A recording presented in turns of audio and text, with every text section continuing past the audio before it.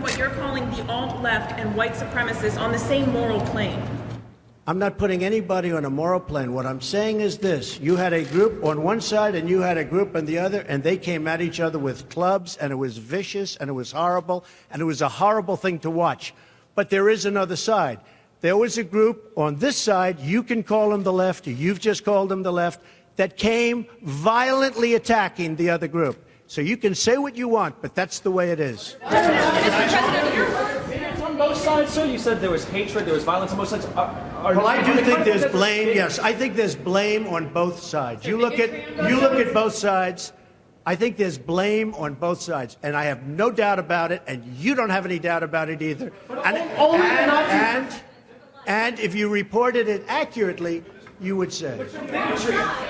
Neo-Nazis started this. They showed up in Charlottesville. They showed up in Charlottesville to protest. Excuse me. They didn't put themselves down as neo, and you had some very bad people in that group. But you also had people that were very fine people on both sides. You had people in that group. Excuse me. I saw the same pictures as you did. You had people in that group that were there to protest the taking down of, to them, a very, very important statue and the renaming of a park from Robert E. Lee to another name. Robert E. Lee are not the same. Well, no, George Washington was a slave owner.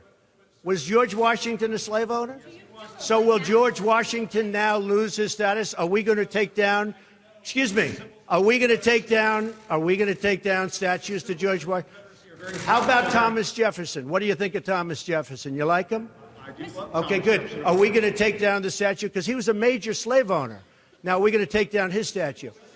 So you know what? It's fine. You're changing history. You're changing culture. And you had people, and I'm not talking about the neo-Nazis and the white nationalists, because they should be condemned totally. But you had many people in that group other than neo-Nazis and white nationalists, okay?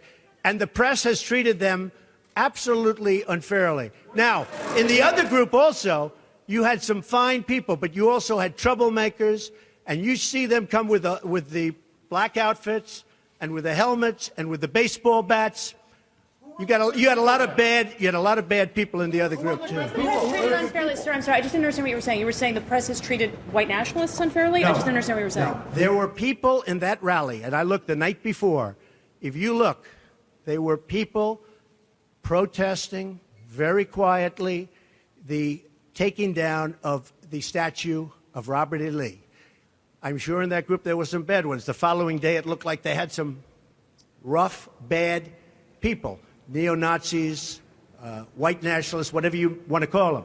But you had a lot of people in that group that were there to innocently protest and very legally protest because, you know, I don't know if you know, they had a permit. The other group didn't have a permit.